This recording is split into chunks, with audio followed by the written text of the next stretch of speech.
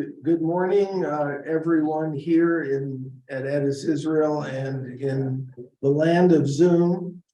Welcome. My name is Art Hessel. I'm Vice President of the Haberman Institute for Jewish Studies and a member of Addis, Israel. And we're pleased at Haberman to partner with Addis, Israel for this event this morning. For those of you who are not familiar with the Haberman Institute, we've been around for about 40 years.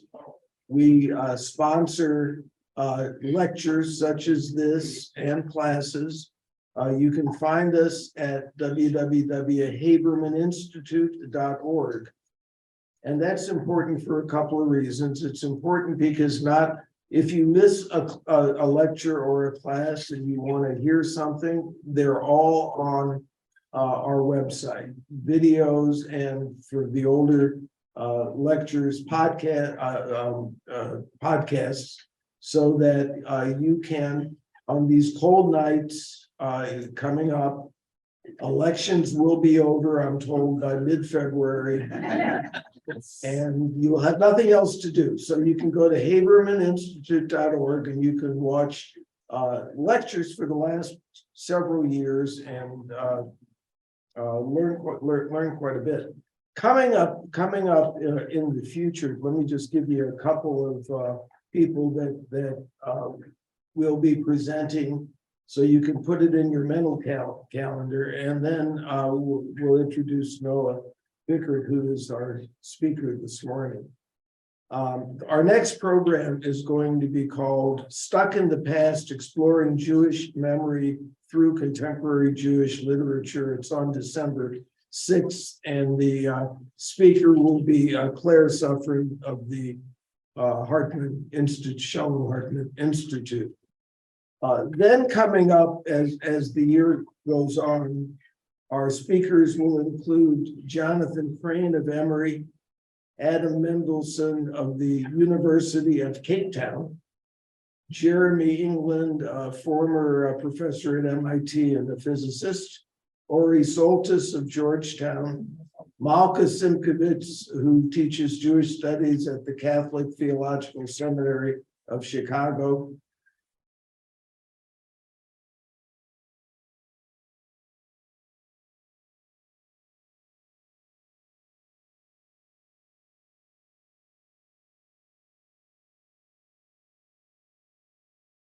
diverse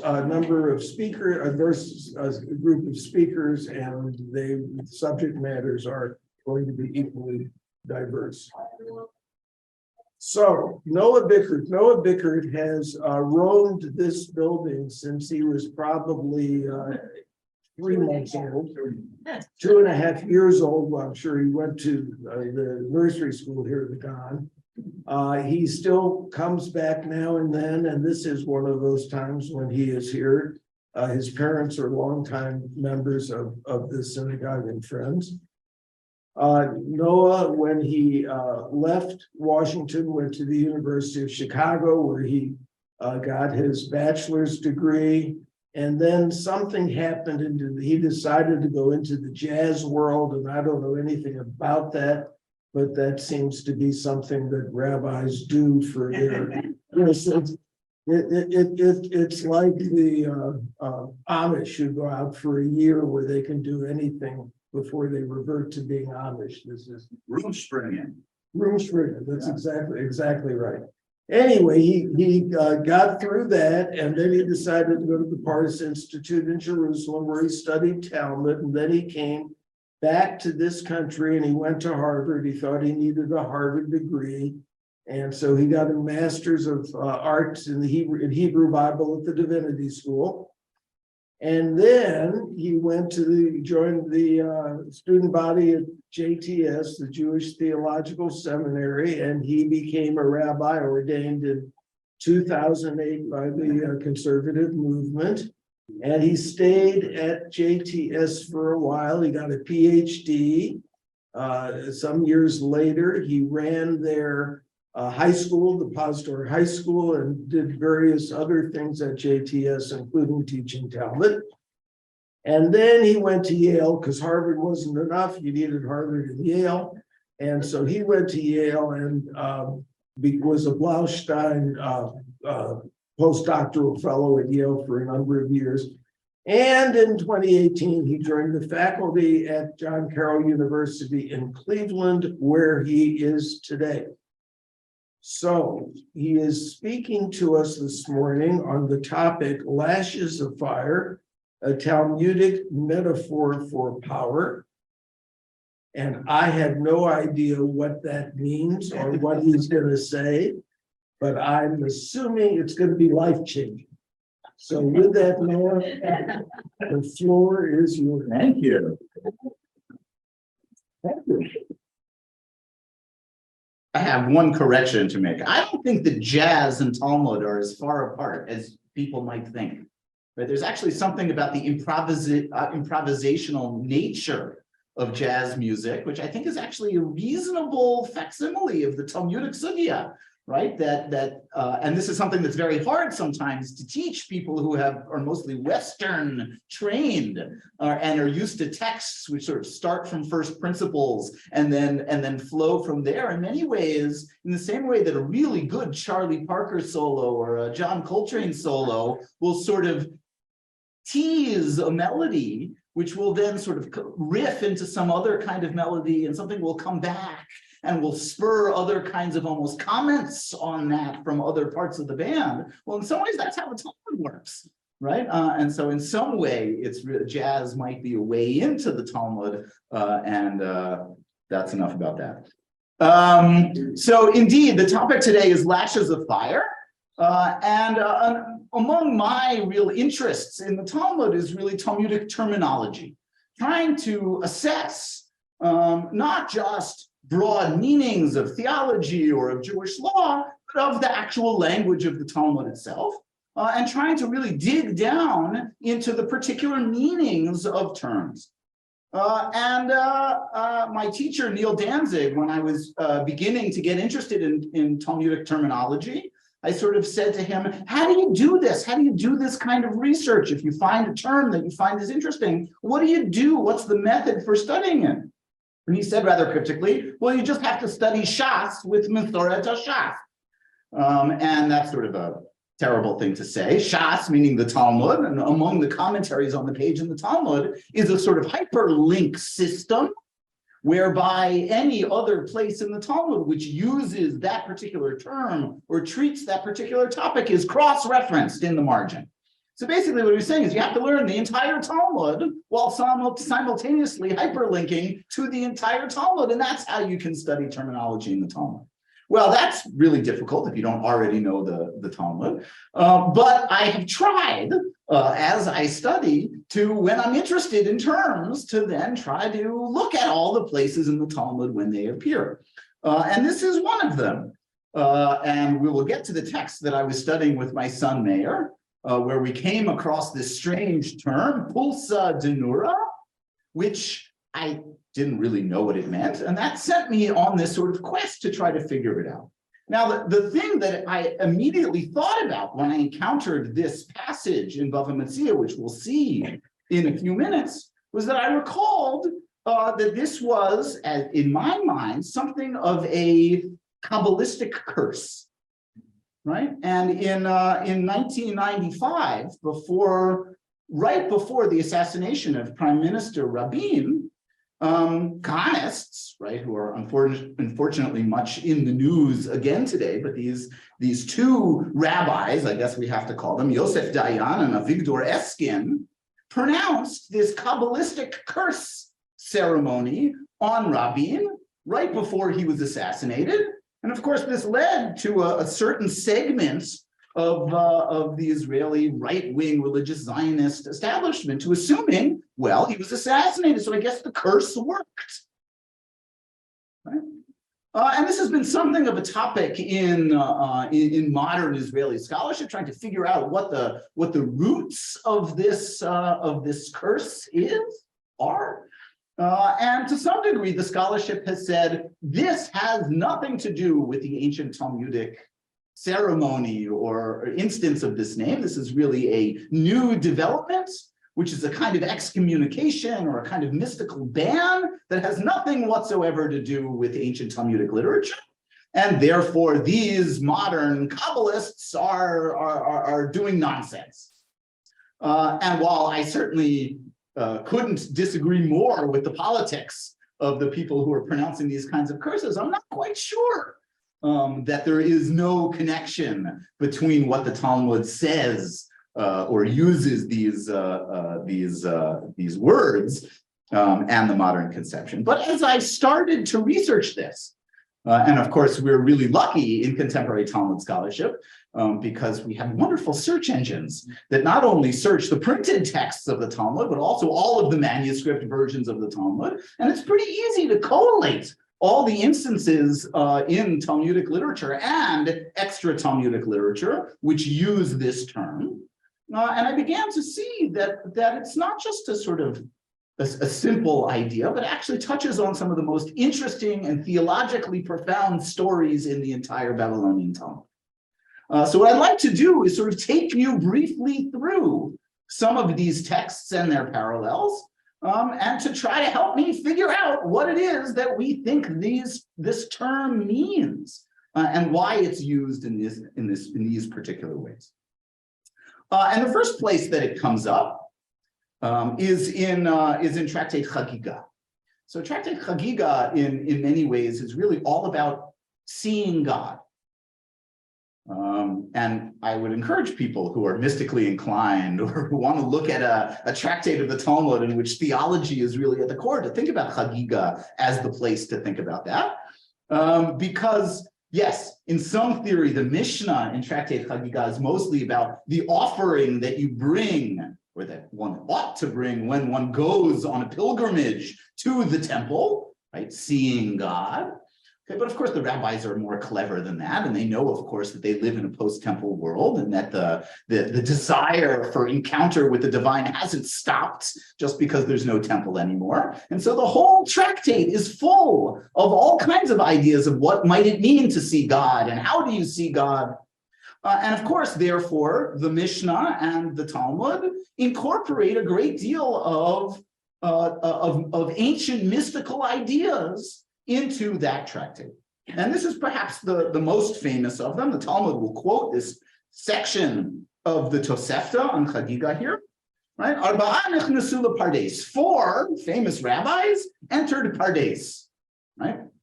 Or Pardes Institute of Jewish Studies is really called in some ways because of this story. In later Jewish tradition, medieval Jewish tradition, in the sense of the fourfold sense of scripture, it's understood that Pardes is really an acronym: Pshat, Remez, Drash, Sod, right? The plain sense, the hinted text, the midrashic sense, and the secret mystical sense. Pardes is a biblical word, right? It appears in the Song of Psalms, but it's really a Persian word. So we were talking about dating biblical texts before, right after Minyan this morning.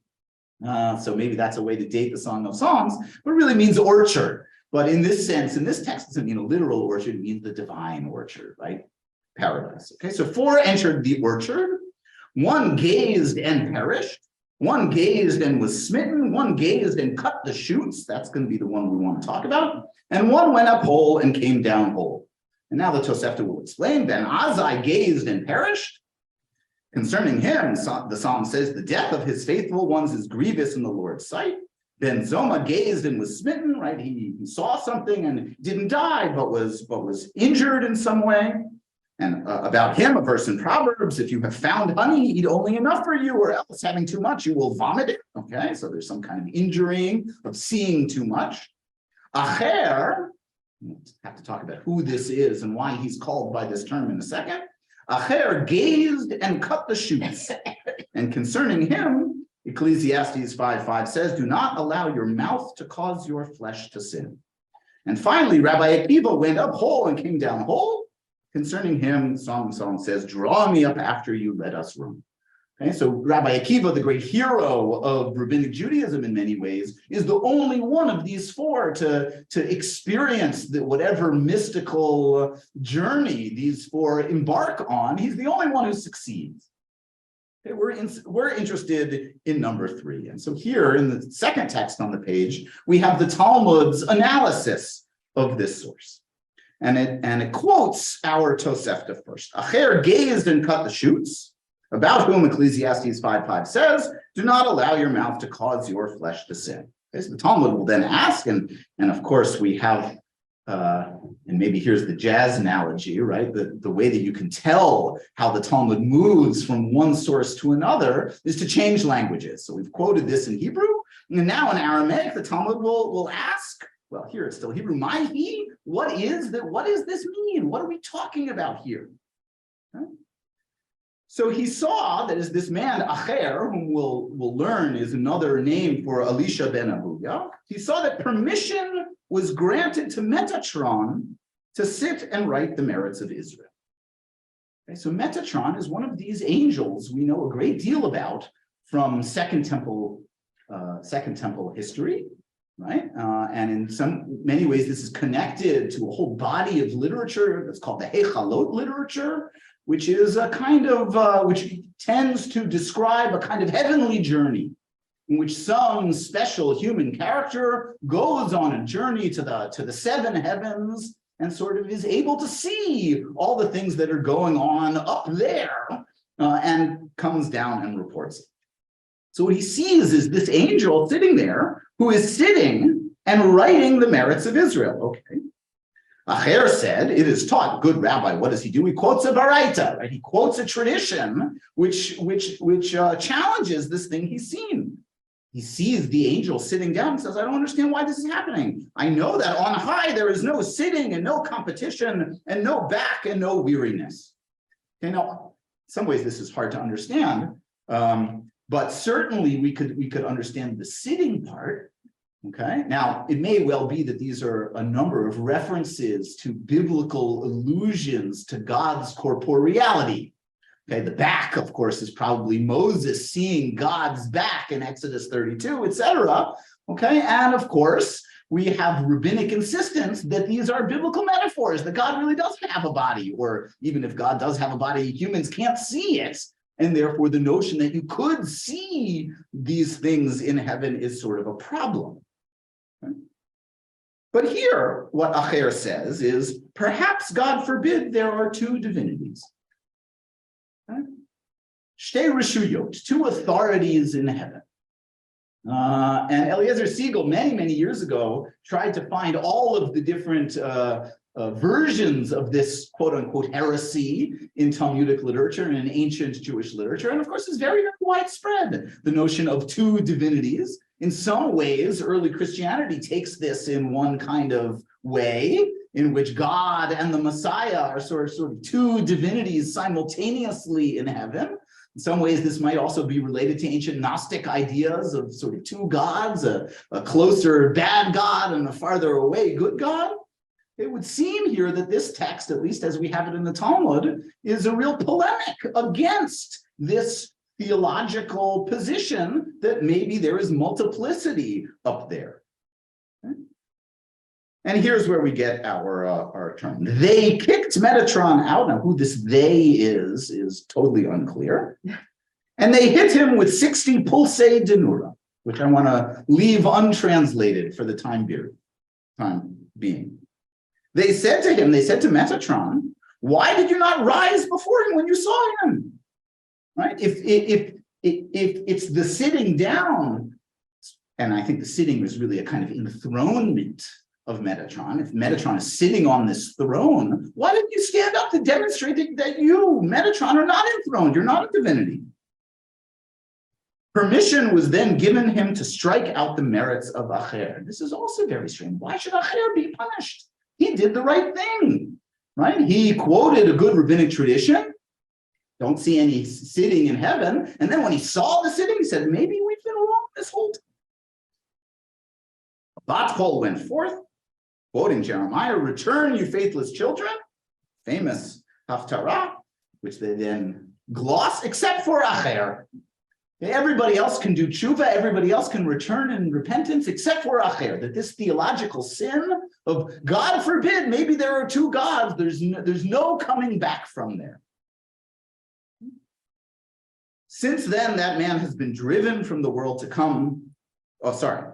Then he says to himself, having been punished in this way, Right? Acher says, since that man, meaning himself, this is the way Talmudic sages talk about themselves, right? Since I have been driven from the world to come, at least I guess I should be able to party in this world. So Acher went to evil culture. He went out, found a sex worker, and propositioned her. She said to him, aren't you Elisha ben Abuya? Doesn't seem like the kind of thing this famous rabbi would do. He tore out a radish out of its bed on Shabbat, and he demonstrates that he's no longer a rabbinic sage by publicly violating Shabbat. And she said, oh, right? Acher hu, must be somebody else. It's not who I thought he was. Right? And that's how he gets this nickname of Acher, the other. Okay. So the question really is, what is being done to Metatron? Right? What is happening here? Well, there's a beautiful parallel outside of Talmudic literature to exactly this story from a very strange book called Third Enoch. Okay, Third Enoch, we don't quite know how to date it. It's probably, we could guess sometime between the 2nd and 5th centuries CE. It's written in Hebrew. It seems to be part of this Hechalot literature about divine journeys. Seems to talk about Rabbi Ishmael. Now, exactly which Rabbi Ishmael it is unclear, because it might be the Rabbi Ishmael who lives at the same time of Rabbi Akiva, but he's also described as the high priest. And so that would put him, 100, maybe not quite 100 years earlier, but something like that, who in some ways goes on a divine journey, and in his divine journey discovers that Enoch, the famous biblical figure, is really, when he went to heaven, was transformed into Metatron, this angel. Right? And so what we see in this text is a sort of the flip side of the Acher story. Here, not told from the rabbi's point of view, but told from Metatron's point of view. Right?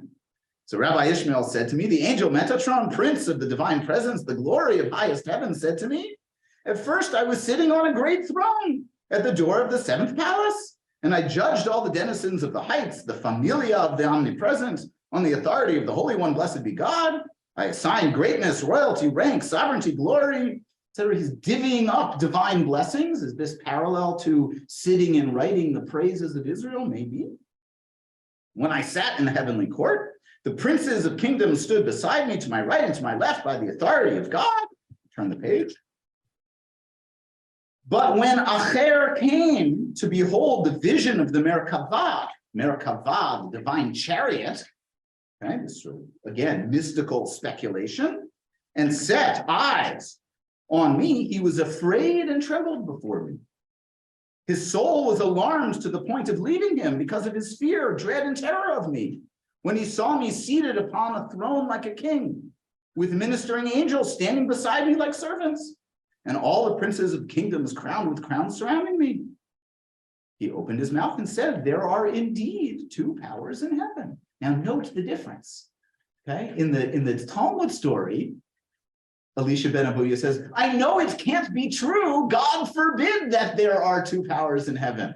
Right? Whereas here, he simply states it cleanly. I guess there are 2 gods. Immediately, a heavenly voice came out from the presence of the Shekhinah, from the divine presence, and said, return, backsliding children, except for Acher, exactly like in the Talmud. Then Anafiel, Hashem, okay, all the angels, of course, have these divine names. The honored, glorified, beloved, wonderful, terrible, and dreadful prince came at the dispatch of the Holy One, blessed be he, and struck me with 60 pulsaot shel or, and made me stand upon my feet. So we have exactly a sort of Hebrew version of this phrase instead of pulsei denura. Yeah, I'm not translating it yet, but now we have it in Hebrew. Pulsaot shel or. It's exactly the same kind of thing. Well, again, what is going on here? The Talmudic commentators are all but unanimous in insisting that this is not a punishment. And maybe for the sake of time, I won't read them inside. But both the Tosafot and a little bit later, the Maharsha, 16th century commentator, say that what's going on in this story is that Acher is being disabused of the notion that Metatron is a god. How so? By doing this thing, whatever it is, whipping him with these pulsei denura, it is being demonstrated to Acher that he is subservient in some way. That this is demonstrating to Acher that this is not, in fact, a separate god, that this is just an angel like any other kind of angel. And this notion that it's not a punishment, is not only one of the classical Talmudic commentators, but even Daniel Boyarin in an article from 2010 at the very end of source number 6 here says, excuse me, the whipping of Metatron is not a punishment of the angel, but a demonstration to Acher that Metatron is not an independent power, but a subordinate one. Right? So this constellation of texts seems to be a deep polemic against this notion of the two powers in heaven. Might well be an anti-Christian polemic by the time of the Talmud, something that maybe was current in an earlier kind of Judaism. But now that there's a competing sect, which really does argue in many ways that there are two gods, or there's multiplicity within God or something like that, that such a notion has to be totally written out of the rabbinic theological conception, such that they tell this story of if you audience should think like Acher thought, that perhaps there were multiple divinities. No, at least according to this mode of interpretation, it's not another deity, right? It's subservient, and that Metatron is no better than any other. But the problem, of course, is when you look throughout the Talmud, right, and all the other stories of these pulsei denura, it sure seems like a punishment to me. Right? So look at source number 7. Another fascinating theological musing about the universe. Eliyahu Hanavi, Elijah the prophet, used to hang out, and I'm sorry for translating it, used to come. Hava shchiach b'mativta de Rabbi really should only be translated as Elijah used to hang out in Rabbi's study hall. Right? One day, which happened to be Rosh Chodesh, he was late. When Elijah finally showed up, Rabbi asked him, why were you late today? What were you doing that you couldn't come and study Talmud with me? He said, I had to wake up Abraham, wash his hands, and make him pray and protect him, and so too for Isaac and Jacob. Right? Seemingly, the patriarchs oversleep their alarm clock, and Eliyahu Hanavi is their alarm clock, and the dead are really just asleep. And so, get up, it's time for minyan, okay? And that's what Elijah's job is. Okay, so Rabbi Yehuda Hanassi has a good question. Why don't you just wake up? That way you can make it to my class on time. And he says, and this is right, fascinating. Savar mitzkafu b'rachameh. They would be too strong in prayer. If Abraham, Isaac, and Jacob were to all pray at the same time, it would be too much. And they would bring the Messiah before his time.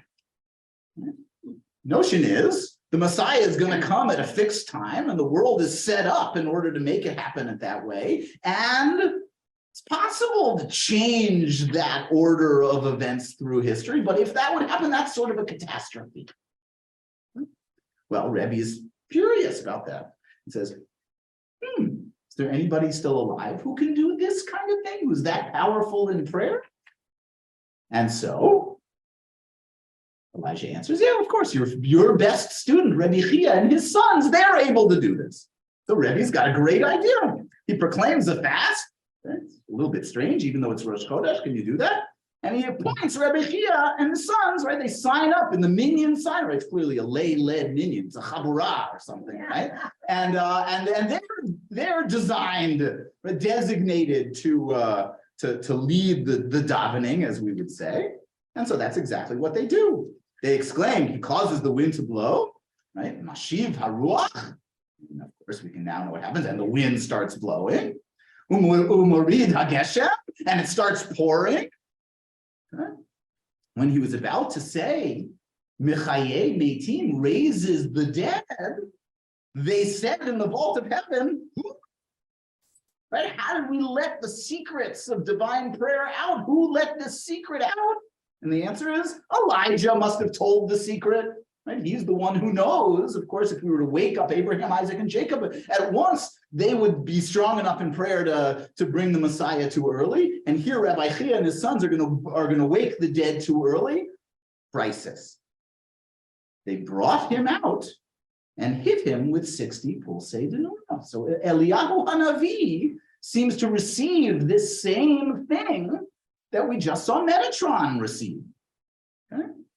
And therefore, Eliyahu now has to do something about it. He disguises himself as a bear and shows up at the minyan and, roars or bellows or whatever. And of course, as strong as Rabbi Chia is in prayer, when the bear shows up, he runs away. And therefore, the world is saved from having the dead awakened, I guess, because Eliyahu has to fix the problem. Now, it strikes me as a punishment, right? The notion that Eliyahu receives these pulsei denora. Another example of this, and this one is even stranger. Occasionally, if you teach high school students for long enough, especially high school boys, you get adept at finding the kinds of Talmudic texts that will bring them in. There's a great one in Masachet Sota about the Egla Arufa, the strange broken-necked heifer that a town is supposed to bring if someone is killed in their territory and they don't know exactly which town is responsible. The Talmud asks this gruesome and wonderful question. Well, what happened if this victim was decapitated and their head is closer to one town and their body is closer to another town? Which town brings the Egla Arufa? Becomes this wonderful meditation on what's the core of the human being. Is it the belly button where you come into the world and your connection to your literal mother, or is it the nose through which God breathes in the breath of life, right? Jazz riffing, okay? But another one here in Bavli Yoma, there seems to be this story in which the Jews in the first temple at some point do some kind of apostasy where they're bowing in the wrong direction in the temple and they moon God. Right? They take off their pants and they show their butts towards the temple. And this, of course, causes a crisis in heaven. And Gabriel, the angel, is sent to destroy them. And Chanina Bar Papa says in the name of Rav Shimon the Pious, were it not for the fact that the coals of the hand of the cherub became cold in the process of coming into the hands of Gabriel, there would not have been anyone to remain from the enemies of Israel. The Talmud will never actually state the whole Jewish people will be destroyed. So they use what's called in Hebrew Lashon Nikiyah, right? Lashon Naki.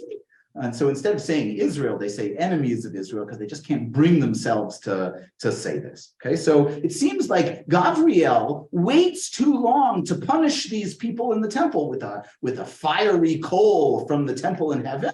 And because he allows the coal to cool down a little bit, that's what's able to save the situation. And so they quote this verse in Ezekiel, and behold, the man clothed with linen, which seems to be Gabriel, who had the inkwell by his side, reported the matter, comes back to God saying, I have done as you commanded me. I did it. I tried to throw this magic coal and to destroy the Jews in the temple. But he hadn't, right? He had waited long enough for it to cool off so that there was some kind of remnant and they weren't really destroyed. Rabbi Yochanan said at that moment, Gabriel was let out from behind the curtain. Okay, this pargod, which is this strange separation seemingly between our world and the supernal world. Gabriel is taken back to the other side of the curtain and whipped with 60 pulsei denora, okay, which sure seems like a punishment for not having carried out the divine command.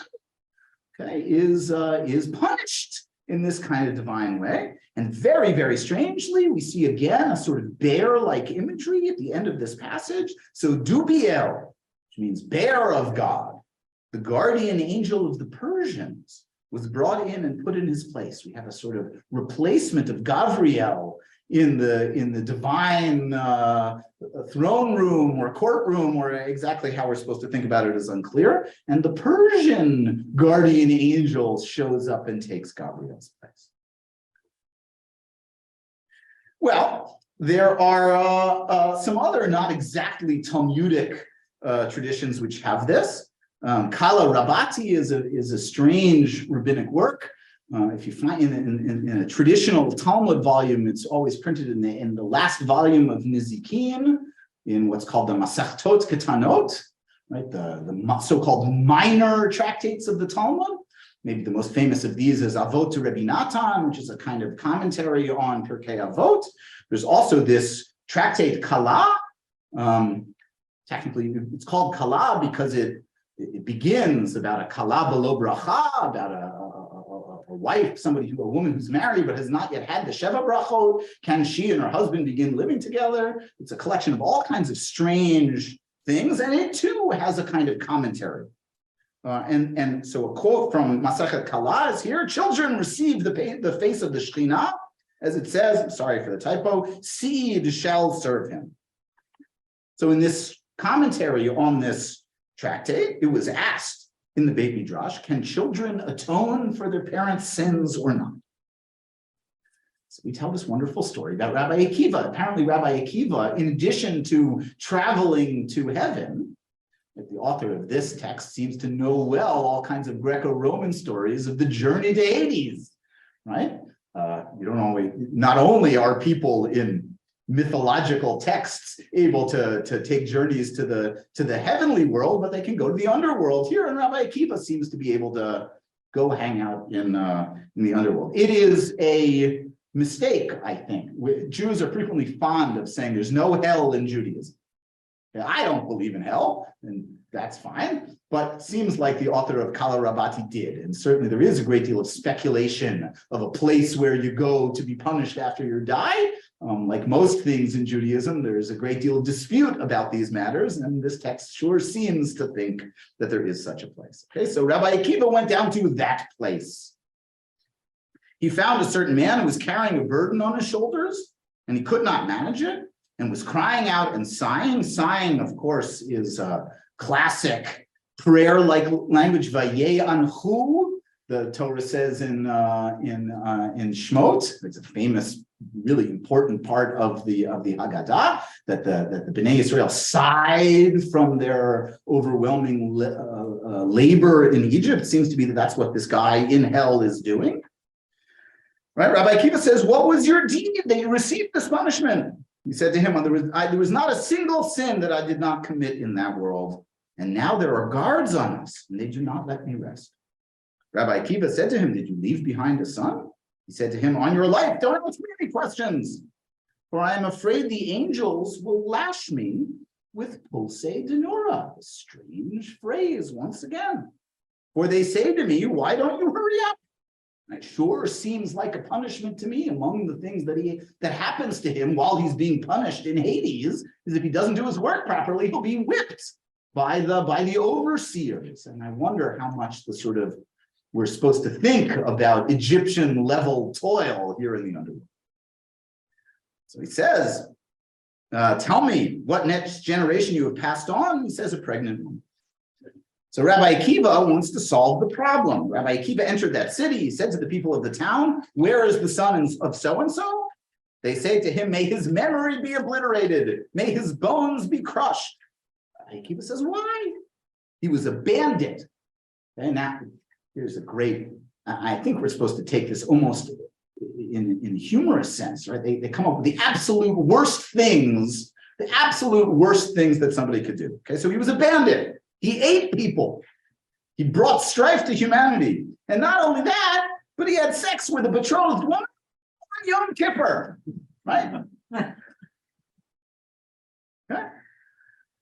Rabbi Akiva went to the man's house. He found the man's wife pregnant. He watched over her until she had given birth. He went and circumcised the baby.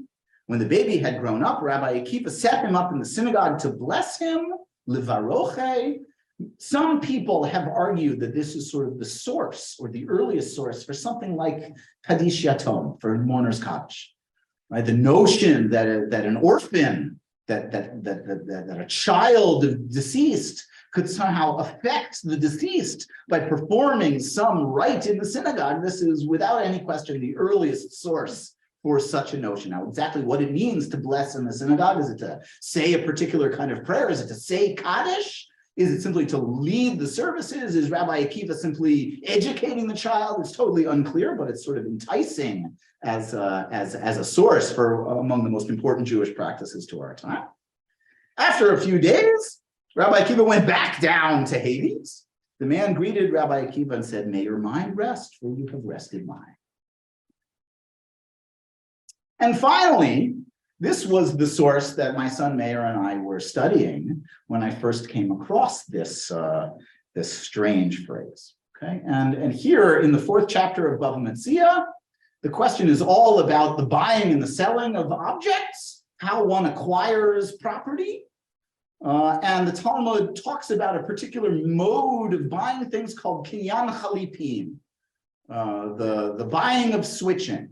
Now, all of you do this once a year, or you should.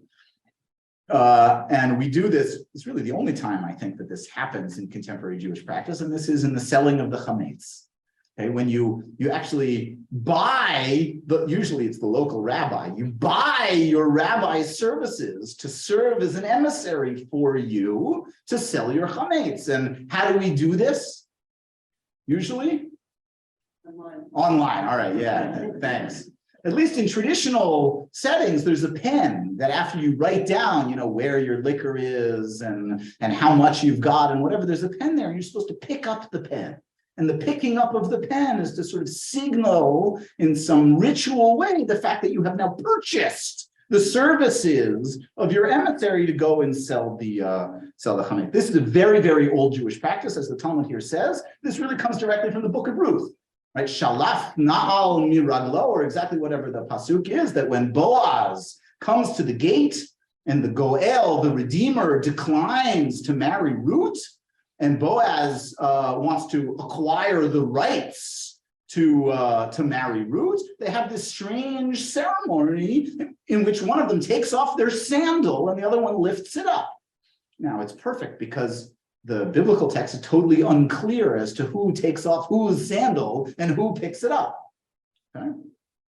Well, therefore, the sages get one more thing to argue about. So how is this kind of kinyan done? How is this active acquisition done? Rab says with the object of the receiver, right? The buyer.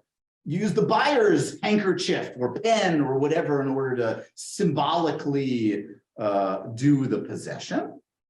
Okay, why? For the receiver wishes the bestower to take possession so that the seller will actually do it.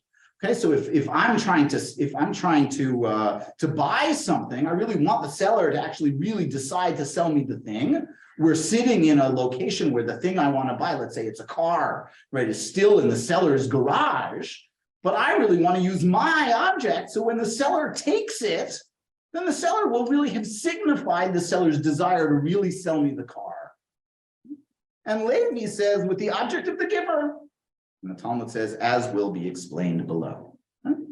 So now, Rav Huna of Diskarta said to Rava, according to Levi, right, who maintained that it's with the object of the giver, one would be able to acquire land in virtue of the garment.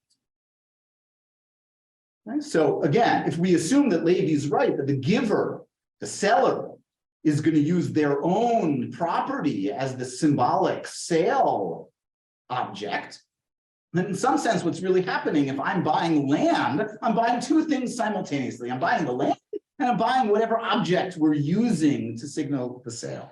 Well, Rav Huna has a problem. This is that classic Talmudic sort of nudnicky question. If it's really true that I could sort of acquire the land and the object simultaneously, well, that runs afoul of a very explicit Mishnah in Tractate Kiddushin, right? Property that does not serve as a guarantee, that means movable properties, not real estate, can be acquired with the property that serves as a guarantee, that is real estate, okay? But that means the other way is not the case, okay?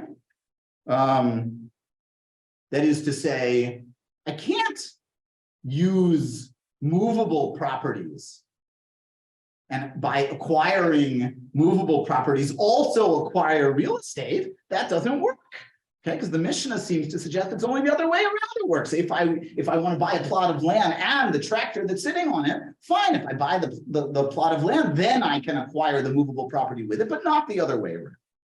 Okay?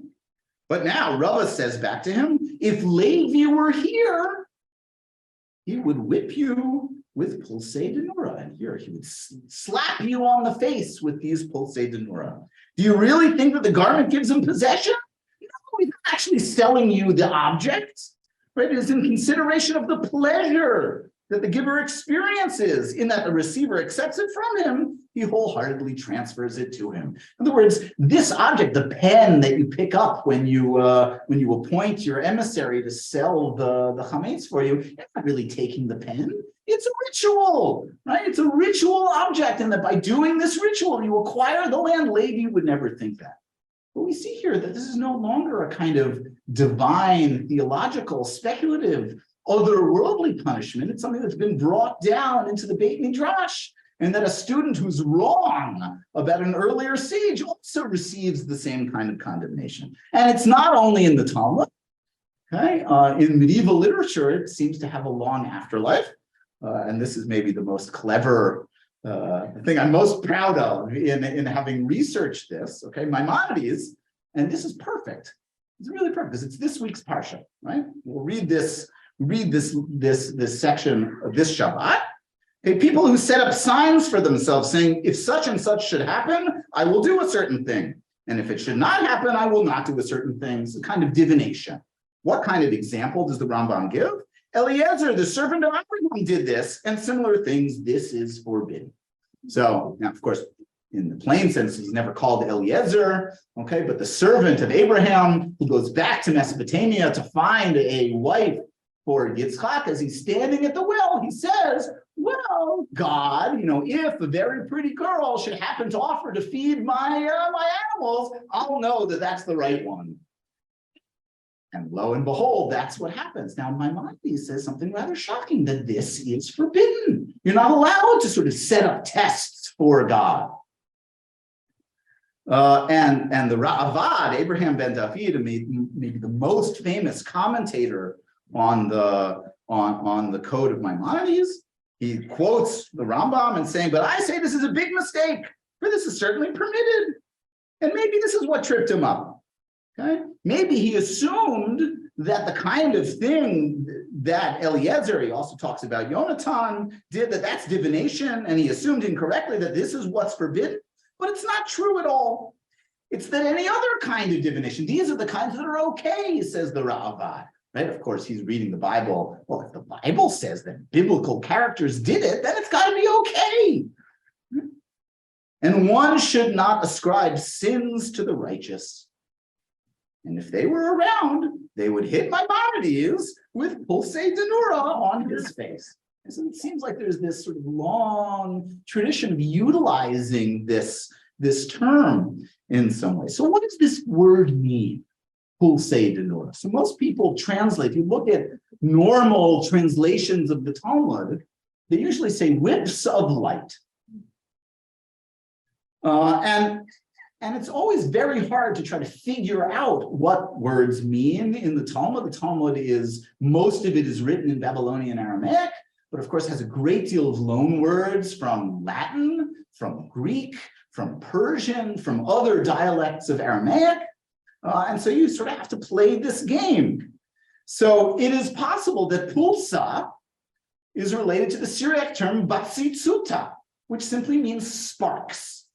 Right? And so maybe there's not an actual physical punishment, but it's purely a symbolic punishment, that there is a kind of whipping with a magical whip of sparks. Now, this might fit well with the first opinion we offer, that it's not really a punishment, it's just sort of demonstration of inferiority. Okay? But pulsa in Aramaic, and maybe this is from Greek, pulsus can mean a coin, which doesn't have anything stamped on it, a pre-minted coin.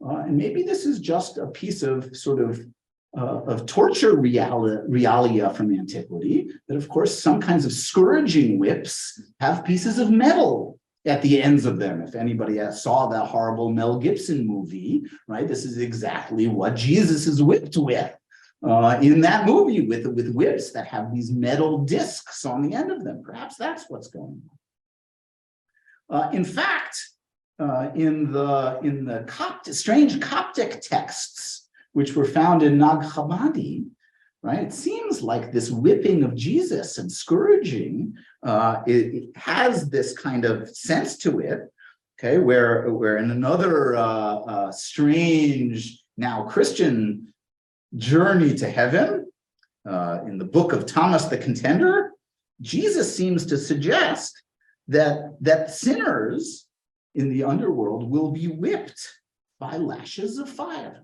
Now, I don't read Coptic, so I don't know exactly what the original says, but it's possible that this is far older and not exclusively Jewish in the way that we think about this kind of punishment sort of sense. So where are we left with all of this? To some degree, I think we do have to insist that there is a punishment sense here in the original source of Acher, that Metatron really is being punished. And if we're surprised that Metatron is punished, he didn't do anything wrong. He's doing exactly what he was supposed to be doing, which he was given authority to sit and write the merits of Israel, and that's what he's doing. Why should he be punished for it? Well, this whole story is about people who are punished for no good reason, right? Because Acher himself, at least in the Babylonian Talmud's version, hasn't done anything wrong. He says, God forbid, God forbid there are two powers in heaven. I know it can't be true, but it looks that way. And simply saying that seems to get him punished so much that he could never even repent from such a thing, which is strange and bizarre. And yet maybe Elisha ben Abuya, Acher's punishment, unjust punishment, is sort of mirrored by Metatron's unjust punishment. But in any sense, it may not be that punishment and simply designating someone as inferior are really so different after all. That's part of what happens when one punishes one. One is signifying that the person who's being punished has done something wrong, is being brought down and brought low in this particular kind of way. And this fits with all the rest of these models. Elijah has broken the rules, and Gabriel has broken the rules. And this horrible man who did every sin in the book has literally broken the rules. And maybe this is what the tradition is sort of thinking about by utilizing this sort of metaphor for power. And if you think about it this way, I think that maybe the sort of modern usage of it really isn't quite as far from the Talmudic text that we might think. If there are contemporary Jews who feel that Israeli politicians are breaking the rules, right, to insist that they be punished for it, or insist that they be brought low and that their inferiority be demonstrated, as much as I think most of us would disagree with their position, their usage of this Talmudic terminology tends to sort of make some sense, at least in their own ideology. So I think we always have to be careful when we come across strange Talmudic terms, have to look all of the places where they can come up. And I think this is really one of the great pleasures of the study of the Talmud, is that when you think you're just trying to figure out what a word means, but you've actually sort of gone with the Talmud on these journeys to heaven and these journeys to the underworld, and you've encountered all these very strange claims about theology. And so I think the study of Talmudic terminology is really the key to understanding everything. So I don't have it all figured out here. So I'm really eager to hear what you think about Pulse de Nora. So thank you very much for coming. I'd love to take some questions. Yes. Fascinating. Thank you. Oh my God, if I can say that. But only one, not two. Only one. Two observations. I'm struck how this term is. I'm sorry. I'm For the struck, benefit of the folks in cyberspace. I'm struck how this term has been carried down through the ages. It didn't just get left behind 2,000 years ago. It's current, and that's astonishing. These mystics talk to each other and pass down the secrets. Okay, that's my first point. The second point is, what is Metatron's sin? I believe his sin is that he allowed himself to be seen, which reminds me of Noah, who didn't take precautions to prevent his child, or anyone for that matter, to seeing him in a compromised position. I just thought of that on the spot. But back to Metatron.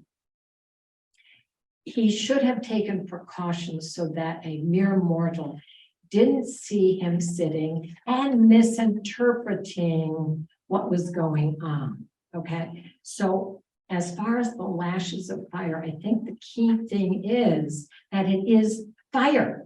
Ooh, And fire is purification. Instruments, utensils, many of them are purified through fire. And I forget the name of the prophet who's has unclean lips, and these That's are Isaiah, yeah. purified with a burning coal with fire. So the key thing is, in every instance, this is yes, it's a punishment, but more than that, very nice, it's a purifying. very nice, very nice. Sarah. And I think the microphone is coming. It's coming. So in my reading, it's never God's meeting out this punishment. It's always some messenger of God. So I don't know if that's the key, but in a backward sort of way, it proves that there are two sources of power in the universe, God and these angels who are ministering these lashes of fire. Very nice. I think that's really interesting. I think you're absolutely right. And I think our sort of, it shows how much our own theological matrix and insistence on a kind of purer monotheism than these texts seem to display is really a product of the Jewish Middle Ages. In some ways, it's a product of encounter with Islam. In some ways, it's a product of trying to sync the Aristotelian philosophical tradition with Judaism. But I think we are sort of surprised always that there seems to be a lot of things going on in the supernal realm. I think the distinction, of course, is whether or not these other characters up there have independent authority or not. And so I suppose that's really the question, is when Metatron is whipped by them, right? I think we're supposed to understand that it's sort of on God's command that they do so, but you're absolutely right to point out that that's not explicit.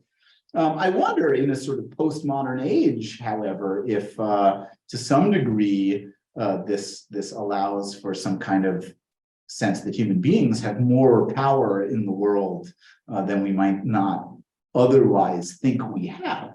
And that's something to think about too. I was really struck by what Rabbi Krinsky said on Friday night about how yesterday's Parsha really is all about angels. And it's really interesting to think about these angels who call out to Abraham. To what degree are they simply doing a single divine emissaryhood, the way the medievals insist, or is there a little bit more fudge room for these divine figures in those texts? And it's a good question. Noah, one thing, you started by talking about the assassination within and how this phrase was used then. But none of the examples you gave involved murder, they involved other things. So could you be a little, could you expand a little on the connection between those who feel that the assassination itself was an example? Sure. So I think actually it comes from this strange example from Bava Metzia and the question of buying and selling objects, in which Rava says if Levi were here, he would come and hit you with the lashes of fire. Rashi on that page interprets that as excommunication. He reads it as a metaphor, not any kind of literal punishment or even purification, but as simply a cherem, a ban, an excommunication. And so I think that's probably the source. Now, I suspect that some of these so-called Kabbalists would claim that they weren't actually calling for murder, but they were simply excommunicating Rabbi or something like that, and that therefore, according to their deeply misguided way of thinking, that he got what was coming to him, having done something that was so bad, which would cause a kind of excommunication. So I think that's kind of the link. And cherem, this kind of ban, excommunication too, has a kind of mystical sense to it, and there are some rituals from the Middle Ages about how you might carry that out. And so I think it's connected there somehow. So following up on Art's question, where you referred to the Bava Metzia, passage. Two things. One, a statement. When you say your comments here, Chazon also gives you a handkerchief or a napkin or something. So we do it, do we do Kenyan? Hayom has that. Yes. Absolutely. Even in this, Yeah, and we do it, and it's based on this sugya, kelav shel makne. It's the seller's garment that is used in some Right, sense. so we use something that she, Right. that she has. And so you refer to this Mishnah in Kiddushin, then you quote at the bottom. So can you unpack a little bit about wives? Are wives subjects of we'll say Nora because we're acquired by property, by possession? So it's a really good question. And this is a really difficult issue. The parallel and the first chapter of Kiddushin, which Rabbi Kaufman is quoting, of course, begins Ha'isha nikneit b'kesef u'b'shtar u'b'biyah, that a woman is acquired in the first stage of marriage in one of three ways, either with kesef, with money, that's how we do it. The ring transfer is precisely that, or with a document, right? Not the ketubah, or bia, or the beginning of sexual relationships. And many people have pointed out the parallel in the language of the acquiring of land and the acquiring of women. Right? And this is, of course, in many ways, a text of terror. Because the notion that women are like things to be acquired is deeply, deeply problematic. I think this is why we always have to study the Talmud on this. The Talmud makes a fascinating claim, right? That ha'isha nikneit, that the woman is acquired, that by the fact that the woman is the grammatical subject, right? As opposed to in the second chapter of Kiddushin, in which it says, Ha'ish mikadesh, the man sanctifies, where the man is the grammatical subject, right? And that the woman is the object in many ways. The Talmud will say, because that Mishnah uses the woman as the grammatical subject and not the object, that means that it can never happen without her consent. And furthermore, the Tosafot there, and I think this is in the second paragraph. Tosafot makes this connection to the language of Hekdesh. The Kiddushin, sanctification, is very much like the sanctification of one's field. If you designate your field to the temple, right, that's the model. So I think you're absolutely right. But I think that there are voices in the tradition that recognize this deeply problematic notion and seek to ameliorate it to some degree. Whether or not we find those satisfying or not in our own setting is a good question. It's pretty scary. It's pretty scary. I totally agree. And, this is among the reasons why the conservative movement is deeply trying to figure out whether or not Kiddushin as a model is one that ought to be continued as a model for Jewish marriage. Might there be other models which don't have this kind of deep baggage of subjects and objects? And I think it's precisely because of Mishnayot like this that people are asking these kinds of questions. We have a question, online question, which is, does the concept of the Shekinah connote two powers in? Right. So it's a good question. I have to say, when most people talk about the Shekinah, they're sort of referring to a later medieval Kabbalistic notion from the Zohar and things like that, which is beyond my area of expertise. But I think in some ways, ancient theologies never really go away. They just get developed in new and different kinds of ways. And so the notion of sort of a multiplicity in the Godhead, right, is very, very core to the Kabbalah. Right, this notion that creation is a sort of crisis for God. And this notion of tzimtzum, that in order to create the world, God has to sort of retreat into God's self to make a sort of empty space of not God in order to create the world, which is other from God, and that's a crisis, and that leads to a kind of brokenness of God, and that therefore godly energy in the world is divided, and that the notion that part of what Jews do when they do mitzvot is to reunite these broken pieces of God into one whole, I think is very much is a way that the medievals in many ways carry on some of these mystical traditions of the Hechalot literature and some of these ancient theologies and adapt them into new times. So I do think that it's related in some deep way. Another online question is whether you have exhausted the sources of both the Torah or are you still exploring? I think these are all the ones in Talmudic literature. But I'm sort of really intrigued by this fragment from the Nag Hammadi Coptic texts, because if you have sort of 3rd century Christians writing in a totally different language, who are using this metaphor at precisely the same kind of time that the Talmudic rabbis are using this metaphor in Talmudic context, well, who knows what else is out there and what else it might be related to. In the same way that I think when you study the Talmud, you can't just study a passage, you have to look at all the other passages, right? To bring it back to Dr. Danzig, you have to study the Talmud with all of its hypertexts. I think among the things that modern approaches to the Talmud understand is that you can't just study the text, you have to study the context, right? And the Talmud is not sort of a world unto itself, but is deeply related to other kinds of literatures and ideas from antiquity. And so you have to look outside the corpus in order to try to see what else might be out there. So for those of us who are neither PhDs nor rabbis, how do we approach this? How do we ourselves try to look into questions like this? Well, I think the first answer is we have to use new technologies. The Talmud is a text that has undergone, I would call them translations from a number of different technologies. The Talmud is first published orally and is studied as an oral text, is then studied in manuscript form as a written text, is then undergoes the transition to printing, and now has gone to cyberspace. And among the things that's amazing about this sort of second orality in some sense that we have when everything's on the internet is that you can go on Sefaria and search things, right? And you don't have to be like the late Rabbi David Weiss Halivni, who had the entire Talmud memorized such that he could just do the search engine process in his head. Most people aren't like that, but you don't need to be like that anymore in some ways, because once the text is available to you on the internet, you can search it.